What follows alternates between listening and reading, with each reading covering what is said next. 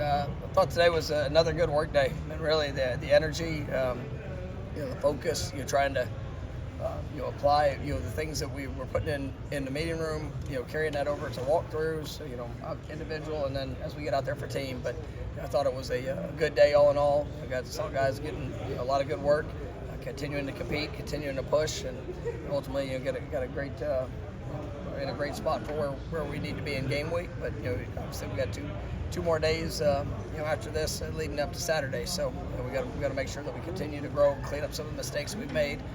But I think the guys put a great amount of work into what we're asking them to do, and just continuing to build ourselves for the moment.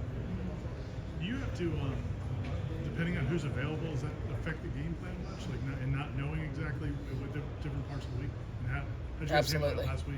Oh, it's a lot of different scenarios, situations, personnels.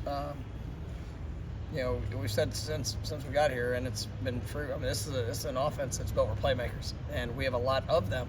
But it's also about putting the playmakers in position to showcase all that they can do. And when personnel is, when it's changing personnel, being able to work and help put guys in the best position, whether they're the plan for they're possibly available, and then or unavailable. You just got to be able to work with that.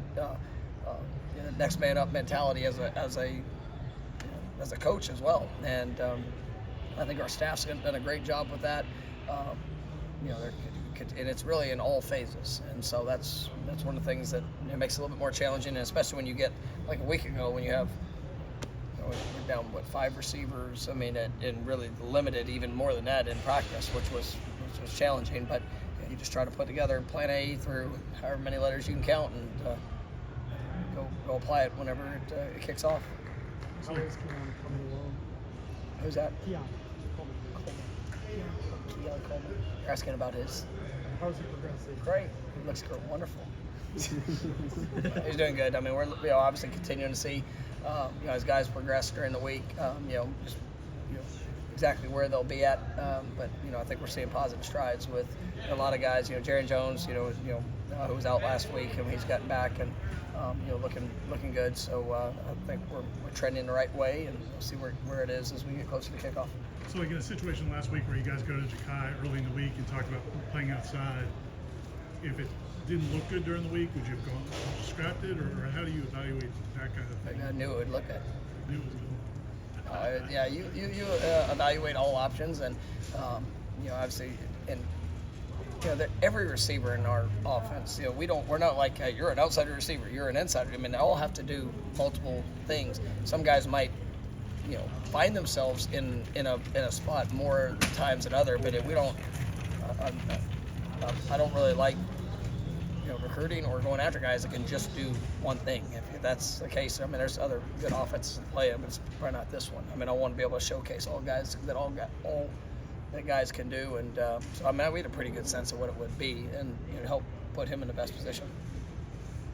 Being able to put tight ends out wide, like what does that do for you? I mean, it goes back to versatility, and you see it whether it's tight ends, running backs. I mean, we want playmakers. We want guys that are able to do a variety of different things, and learning the concepts, understanding what to do, the details of it. I couldn't think it might have been yesterday, just talking a little bit about that position. You don't want guys that are just okay at a variety of things. You want guys that can go out there and really execute at a high level, and that it fits their skill set. And I think we've got great versatility among that group, and when you can line them up out wide and have good matchups, whether it's size or just different presentations of what we can do, I think it's a real positive.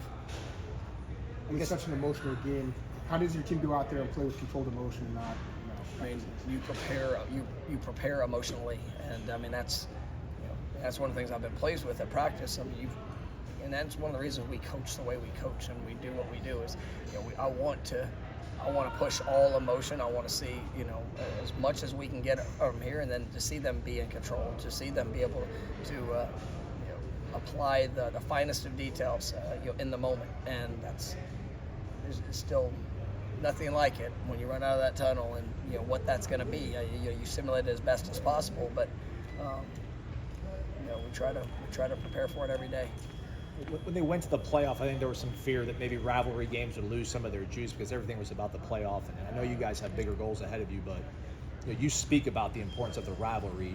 Do guys that are maybe only here, this is going to be their only shot at this, do they realize what Kalen and Keem have put in and what it's going to mean to them to walk out with a win? Absolutely. It was talked about, like I said, there's only 2 games that I talk about before the season, and I talk about them before our off season, because every day matters when it comes to that. And if that's not important to you, then you're not going to play in this game.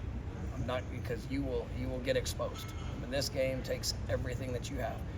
I'm grateful that I get the chance to coach in this game. I mean, it's special, and you respect the past. You respect every game that has been played before. You respect the people that have played in this game. And I mean, because these guys are going to have to give it all. And if not, you take all records, all things that have happened before, it won't matter. But you prepare for this one every single day. The 2021 team is really young and needed some moments against Miami to kind of grow and develop and build confidence. How do you think that win that day helped a lot of guys, Jordan and some younger ones too? Yeah, it helped a lot of guys. I mean, I think that was one of those emotional days, and that they got to be in it, and I thought they controlled it. They responded. We started off really well. There were some things that happened in the game that we talked about that would probably happen, and I thought our guys maintained their control and composure throughout it, and they were able to execute, and even through the swings of it. I mean, we were up early, we found ourselves down late, and had to go and whether it was special teams, we made had a field goal there in one of those challenging situations of what are you going to do, what's it going to look like, but it was field goal, defensive stop, and then offensive touchdown there to go win it. But that was something that was needed as much as anything else.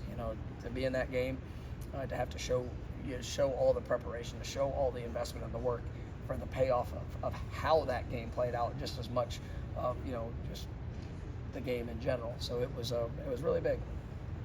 At this point, it's week 10. You kind of are who you are. Even if you change like a quarterback like Miami may, is it based on what the team is and whether or not they can change something drastically at this point in the season based on personnel?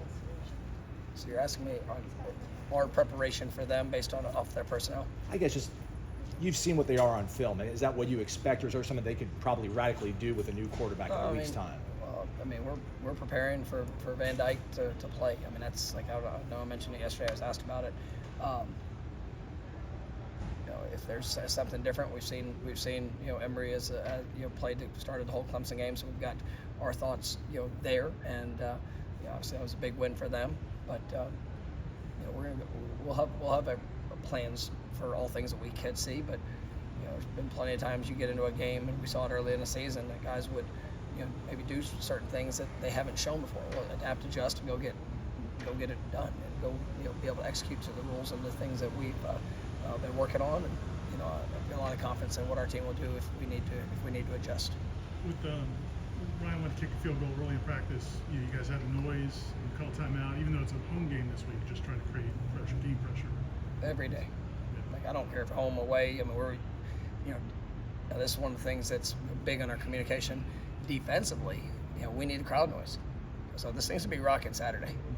All expectations of what it's going to be inside that stadium. So make sure our defensive guys are communicating, understand they probably won't be able to hear, making sure that we're doing the things necessary. And then I don't care, offense, defense, loud game, quiet game. I mean, we're going to create that chaos and as much as possible so that we can hone in, focus on what we can control, and go execute.